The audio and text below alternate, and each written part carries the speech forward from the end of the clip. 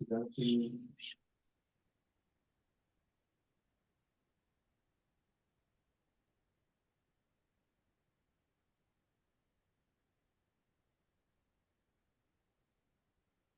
afternoon, everybody. I am here with the lovely Chanita Jones, and she is a national board certified and an educator by nature. Chanita teaches knowledge, skills, and tools for self-mastery to youth, young adults, their parents, and educators. She's a celebrated instructor and public speaker, and through Lightbearers Institute, a premier remote institute dedicated to the personal growth and fulfillment of underserved communities, she leads the study of self.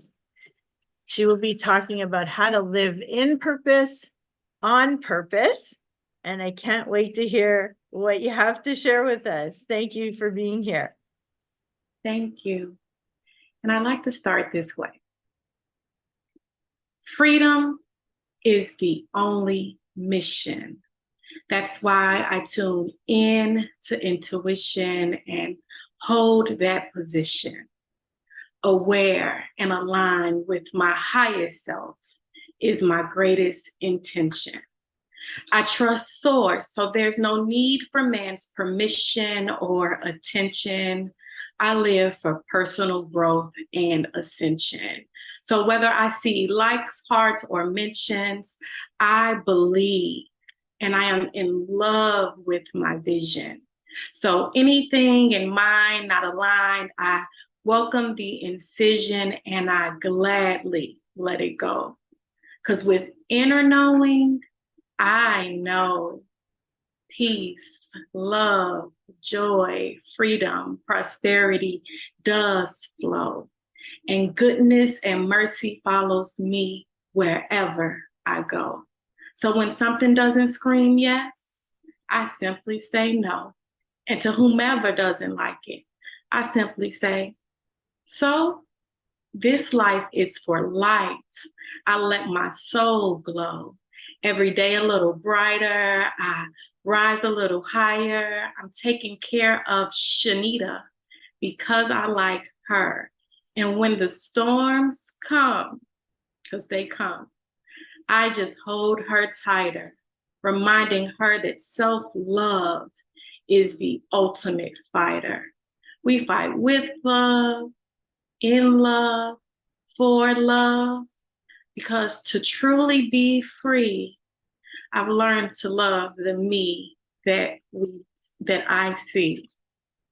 Thank you so much for allowing me to be here today, Randy. I do speak about, teach about living in purpose, on purpose. And that's why I like to start with introducing myself in that way, because I found that we share a universal purpose, meaning each of us, the primary thing that we aim for is freedom. When we're thinking about leadership, we think about living for, doing for, being for something outside of ourselves, and it's for more expansion, fulfillment for ourselves and others. And therefore, this is a freedom mission.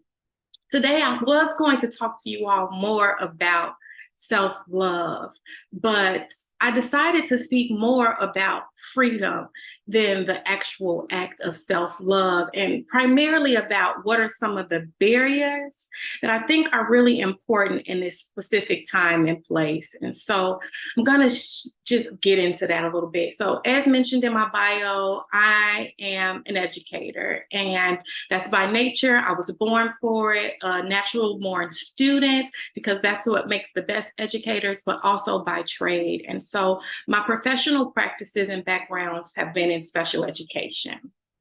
And I love to talk about special education, but I find that every time I mentioned it, I get this response of, God bless you. And that takes a special person and so much patience, because there's a misunderstanding that special education is all about disability.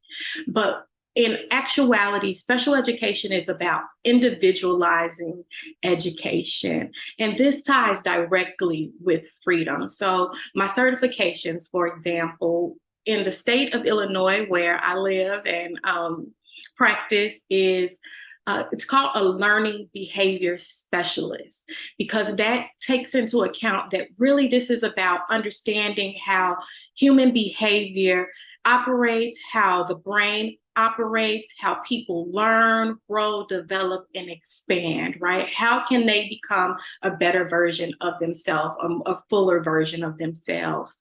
And at a national level, because I also have a national certification, it's called an exceptional needs specialist. So also thinking about what does each individual need exceptionally different. Student A doesn't look like student B, just like the person, Randy and I here today, we aren't the same. Our identities aren't going to be the same. How we learn isn't going to be the same. And so our needs will be different. And so when we think about special education, we must start to think about customization. And customization is going to be the process of reaching more freedom as an individual, but also for the greater whole. And so one of the reasons why I emphasize this part about teaching how to live in purpose, on purpose, is because our traditions have been limiting in that way. They've limited us from our personal purpose, our individual identities, and that limits freedom. We've been conditioned to live in boxes. So our schools, for example, because that's just one of the methods of traditional education, right? We learn from our families, our extended communities. We learn from the institutions that we may visit, be that churches, mosques, community centers, other places. So those are all places for education. However, I'm going to speak about schools because I've been a school teacher for nearly 20 years now. I've also been a student all of that time, and much time before we're in school, nearly 2 decades before we go off into adulthood.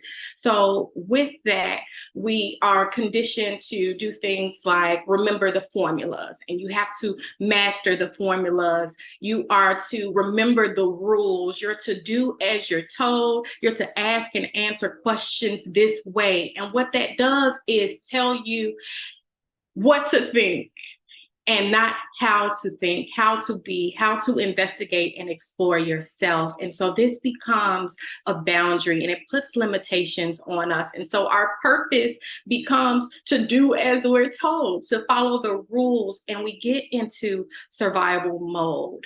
We get into a life of have tos, should do's, must do's, any other way, any other method that we would see that. And we really start to live in these boxes. And interestingly enough, I mean, as a master student, I loved the boxes. I mastered the boxes, everyone that was put in front of me. So I was an excellent student and excelled at school, and I did exceptionally there. And I got all the honors and awards, and I went off to college and got all the scholarship and did well there and graduated with honors there, and then went to grad school. And I continued to check off those boxes academically in that institution, but also the other boxes for my community, the ones that they say that I should exist in, the boxes of getting married, being a master in your career, which is why I have so much certification, buying all of the things, the houses, the cars, the bags, the taking the trips. But what I found is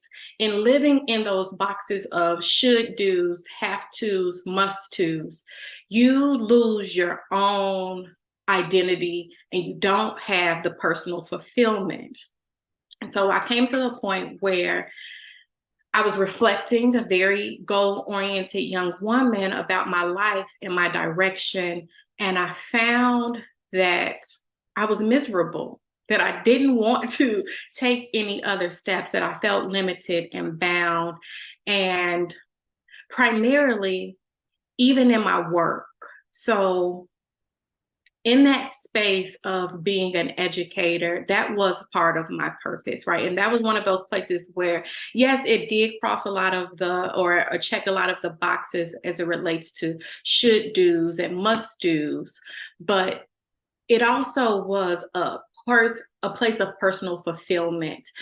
And I got to reflecting upon that, and I recognized that I wasn't getting the outcomes that I went into it for. So, becoming an educator to, as you would in leadership, invest in something bigger than yourself, to see the people that you're serving, the people that you're working with live more fulfilled lives. I recognized that that was not the outcome that was happening for my students at no not based on any limitations of their own and at no fault of the education system. It was just really designed that way. It was designed to have the boxes, to check the boxes, to make sure that everybody fit.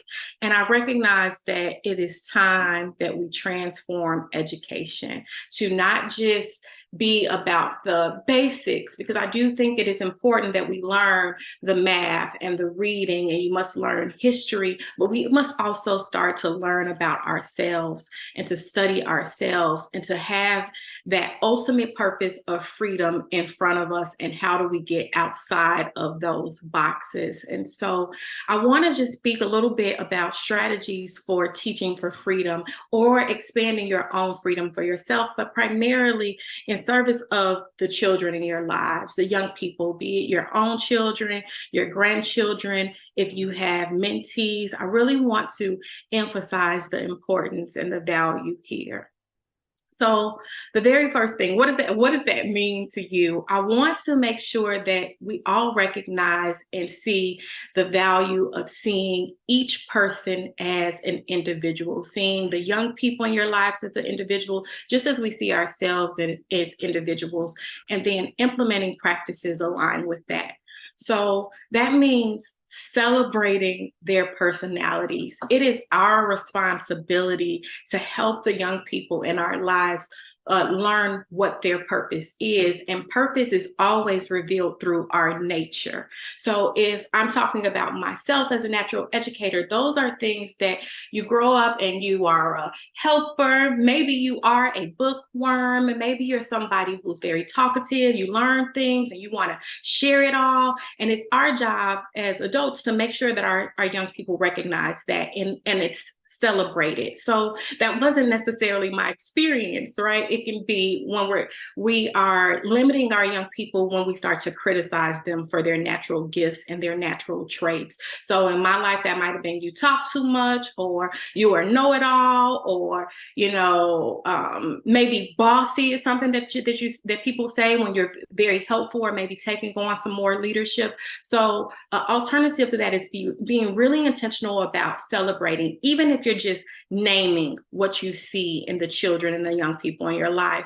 You're creative, or you are outgoing, some of those social skills, right? Not always criticizing, but we are going to make them more comfortable with their personal purpose and their natural gifts if we're celebrating their personalities.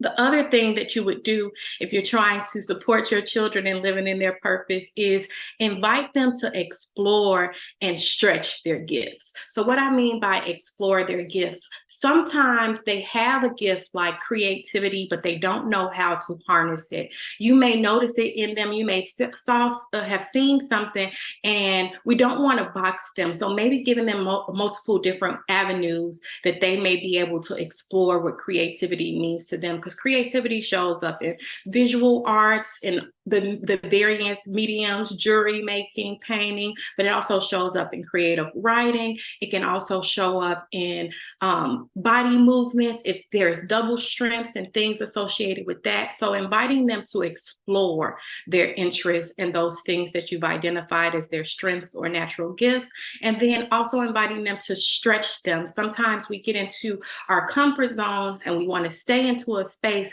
but inviting them to set goals. That is another way that we live in purpose, on purpose. So again, something that you can do for yourself, but really making sure that we're expanding that for our young people, inviting them to set goals to always be climbing and achieving more. That would be a method of living in purpose, on purpose. So again, seeing your children, seeing the young people in your lives, seeing everyone as an individual, celebrating that diversity, being inclusive of that.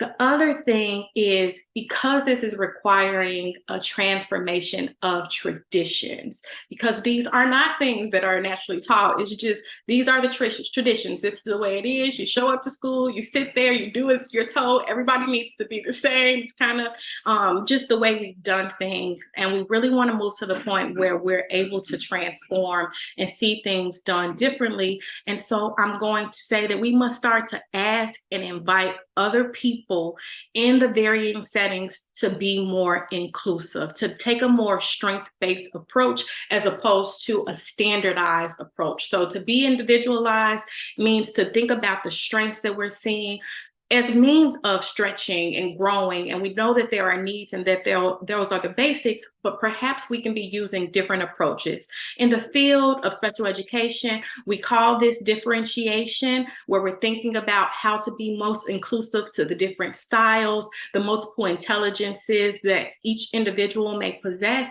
And we want to make that something that's more universal, as opposed to something that is exceptional and limited and based in a lack mentality of disability, and really is more of a strength-based approach. So you want to ask and invite those who are in service to your children and the young people in your life to be more considerate of their individual strengths and to be more inclusive of their personalities in the classroom and the places that they serve.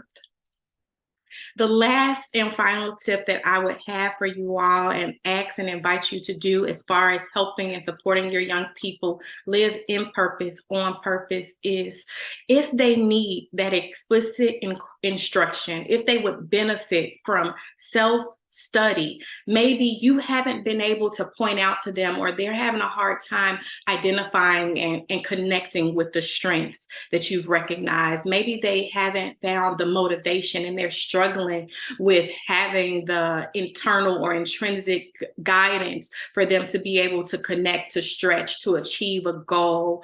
If there's more that they need to explore for that self-study, I would invite you to enroll them in Light Bearers Institute. Again, my goal is to teach our young people how to live in purpose, on purpose, and that does require a process of self-study. There's the self-awareness that they need to develop. There's the self-determination and defining themselves that they need to do, and then always exercising that muscle of authentic self-expression so that they become freer, fuller, more expanded versions of themselves. I talk to adults who serve and have young people, but all of these we can take and we can interpret it and apply it in our own lives for how we show up for ourselves in the spaces that we are in. I really am grateful for being able to share this space, share this information with you all today.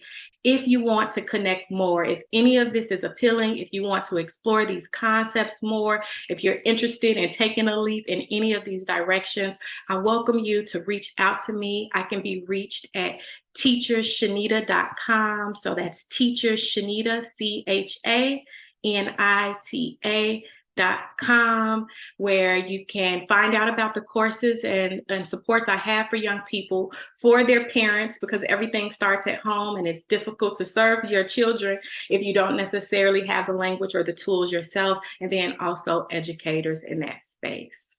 Thank you so much. I love it, Chanita. It's so important for somebody out there like yourself, the expert, the one who's gotten so many certifications, Right. To be able to be there for people, to help them and support them in creating the best life for themselves and really enjoying the most out of life, right? I know, yes, we can get lost by being in the box or what the expectation is upon us or whatnot. And sometimes we get lost in not being able to go and find that thing that we're passionate about, right? We kind of get thrown into having to do something that someone else expects us to do. And it's usually your parents, right? Yes. Who pushed you in a direction, and you get put down if you want to go after your passion or something else where they perceive it to be not so successful, right? Yes, and they want to protect us. They don't know, right? Yeah. So it might be in the best interest of they may have the best interest at heart, but it doesn't mean it's not, going to be the best thing for you, right? If you're not Exactly. waking up every day happy, then Mhm. there's a problem, right? So Mhm. we really want to look at that and see, like, are we enjoying what we're doing? Are we happy in our everyday life? Are there any changes we can make? Are there things we Mhm. can add in there, right? And Mhm. sometimes we do that thing that's expected of us because it's going to be our go-to, our fallback on, our protective, blanket, so to speak, so that if something else doesn't go well, at least we have something to fall back on, right? Yeah. You have all these certifications. And I always say to people, be the best at whatever you are. I'm a real estate broker, but I didn't stop at being a real estate agent or realtor. I went to the next level. Why? Because I'm preaching to other people that, you should be the best Keep you and be going. the expert, Mhm. whether it's your own experiences or taking more courses to get there. But at some point, you have to be happy. And I know there's keeners who are perpetual learners, and we all should be perpetual learners. But what I mean by that is they never go to work. They never Mhm. start something. They're Mm. constantly training themselves in something new or something Mm. different all the time, right? And Mhm. never actually jumping into something. So, I think part of your message is being able to take that action and going forward with what they want, but also being able to do what you're passionate about and what you feel your purpose is, not necessarily what someone else tells you your purpose is. Yeah, because we have to be able to apply and follow our gifts. And when we're motivated and inspired and we know what they are, it doesn't stop the creative action that you take. So I talk about my certifications, but I know that this is like who I am. I'm a teacher. I'm always doing it. I don't even know how to turn it off if I wanted to. And so they help me and they serve me, and I like to learn. But it's also about having those deadlines, setting those goals for yourself, and being intentional in your pursuit. Because one of the things that I like to talk about when I'm working with and coaching parents on supporting their young people is recognizing that there may be something that your child is interested in and that you may not be able to wrap your mind around. You don't have the imagination, but they are born for such a time as this, right? We were born for our time and our generation. And so I'm not sure what, let's say, for example, I always like using Steve Jobs because it's so out of the box. Those are things, or thinking about, creating social media.